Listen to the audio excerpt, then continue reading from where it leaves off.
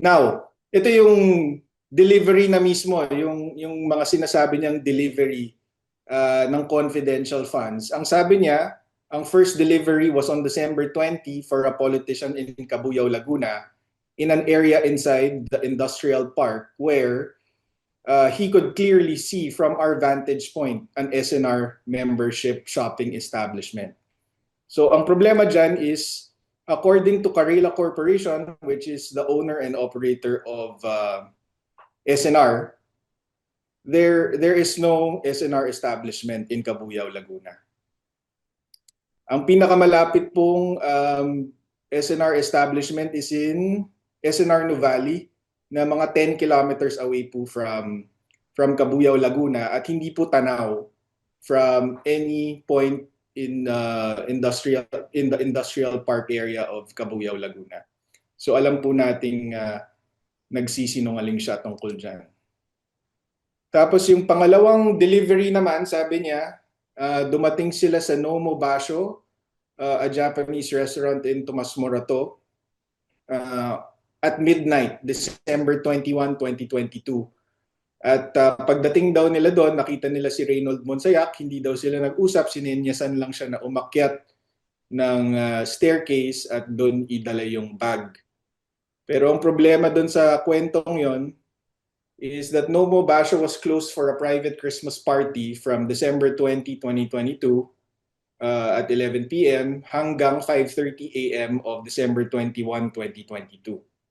At yung may-ari mismo ng Nomo Basho, si Miss Ann Guyo, she was there from the evening of December 20 hanggang 4 a.m. of December 21.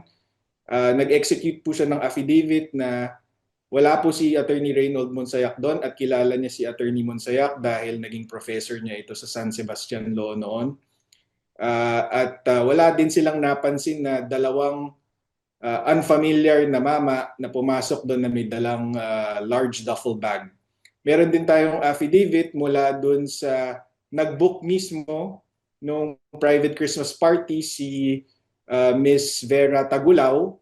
And ang testimonya niya is over 40 sila doon pumunta sa Christmas party, kilala niya lahat ng tao, employee din siya dati ng Nomo Basho, so kilala niya lahat ng tao din ng Nomo Basho na nandun, at walang dumating na hindi nila kakilala.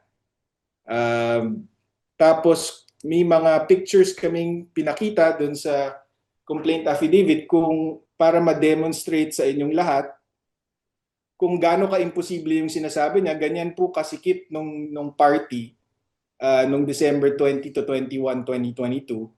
At may hirapan pong dumaan ng kahit sino, lalo na ang dalawang tao na may dalang napakalaking bag na may 30-35 million di umano. Tapos yung third delivery naman, sabi niya, was to the parking lot of the Ombudsman building in the morning of December 21, 2022. Ang insinuation niya is the delivery was for Attorney Ryan Kilala and Ombudsman Samuel Martires. The problem here is that si Attorney Ryan Kilala was working from home on December 21, 2022 and the entire December 2022, the entire month, because of yung alternative work arrangement nila at that time due to the pandemic. Meron po tayong certification from the Ombudsman to that effect. At saka matalik kasi silang magkaibigan ni Attorney ni Ryan Kilala at saka si Madriaga. So ang testimonya ni Ryan Kilala is improbable, imposible ito dahil number one, syempre wala siyang tinanggap mula kay Madriaga, at number two, alam niya kung saan nakatira si Attorney Ryan Kilala, madalas siyang pumupunta doon. So bakit siya magde-deliver sa isang pampublikong lugar kung pwede niyang puntahan lang si Attorney Ryan Kilala sa bahay or makipagkita sa kanya? At si Ombudsman Martires naman, napag-alaman natin na wala pala siya sa bansa noong December 21, 2022. So those are just the highlights of the second perjury complaint. Hindi pa syempre kasama dyan yung painting, diba? Si Tanya Gaisano Lee, the real artist that painted the painting, and yung nagbigay kay VP Sara ng painting, meron siyang certification na Siya ang gumawa nun, siya ang nagbigay at hindi si Madriaga as he claims. So, yun po. We filed it last Monday. The update is we will be filing today a motion to consolidate the first perjury complaint and the second perjury complaint dahil syempre related yung mga allegations in the first and second perjury complaint at higit sa lahat we are of the opinion, of course, that the second perjury complaint and his Madriaga's statements in the supplemental affidavit actually prove that he perjured in the first perjury complaint dahil nagbigay siya ng detalye sa supplemental affidavit na madali naming na pasinungalingan. So, yun po ang gagawin namin today. Ang status ng first perjury complaint submitted for resolution na pero dahil nga magpa-file kami ng motion to consolidate, baka ang mangyari is paandarin muna tong second perjury complaint bago mag-decide ang OCP Taguig. Okay. So, first question, sir. We have here Miss Jai of Bombo Radio. Jai? Jai? Hello, sir. Am I audible po? Good morning, yes. Hello, sir. Attorney, good morning. This is Jai from Bombo Radio Philippines. Sir, you said Madriaga claimed that former Congressman Goles was an asset who supported then Mayor Rodrigo Duterte in 2016. What specific records or witnesses are you relying on to establish na yung statement neto ay false talaga? Sa amin kasi, it's a matter of public record that former Congressman Goles supported the candidacy of Senator Grace Poe. Marami pong, nag-attach po kami dyan ng news articles from various organizations showing na si Roy Logoles ang sinuportahan niya ay si Grace Poe, hindi si PRRD. Meron din pong Facebook pictures from the account of Congressman Roy Logoles himself. And we've also spoken to the relatives and the staff of former Congressman Goles, and they all tell us na hindi po nila kilala itong si Ramil Madriaga. And we will be submitting their affidavits if even necessary. Sir, on the issue of perjury versus mere inconsistency, since the alleged false statements involve matters raised in the impeachment proceedings, gaano ka-importante ito for the defense to establish that these statements are not merely inaccurate but were knowingly and deliberately false?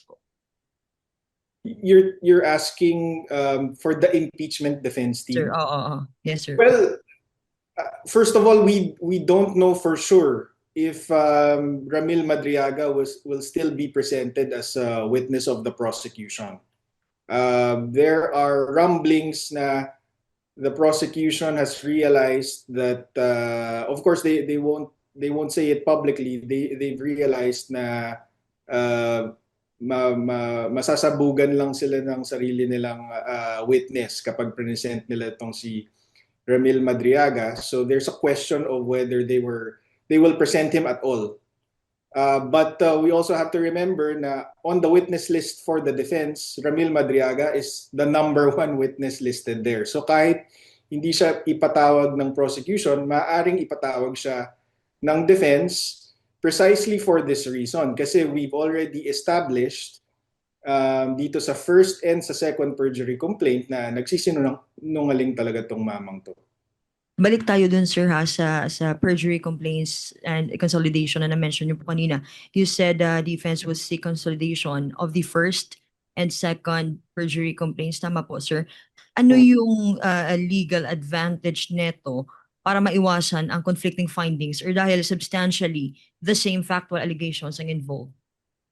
Yeah, I don't see any reason why it shouldn't be granted, precisely because the testimonies of Madriaga in his first affidavit and itong supplemental affidavit covers essentially the same facts, events, and circumstances. So I don't see any reason why it should be decided separately. In fact, kaya niya nga, sabi niya nga sa testimonya niya sa House of Representatives or sa supplemental affidavit mismo, kaya niya in-execute yung supplemental affidavit para patotohanan yung first affidavit niya. So it only makes sense, it's only practical na i-consolidate itong dalawa at i-resolve ng sabay. Ang advantage para sa amin is, yun nga, naniniwala kasi kami na yung supplemental affidavit at yung mga kasinungalingan doon ang nagpapatunay na isa rin sa nagpapatunay na perjurious din yung first affidavit niya. Thank you so much, Attorney. Thank you po. Okay, next question, Miss Gina Mape, DWWW.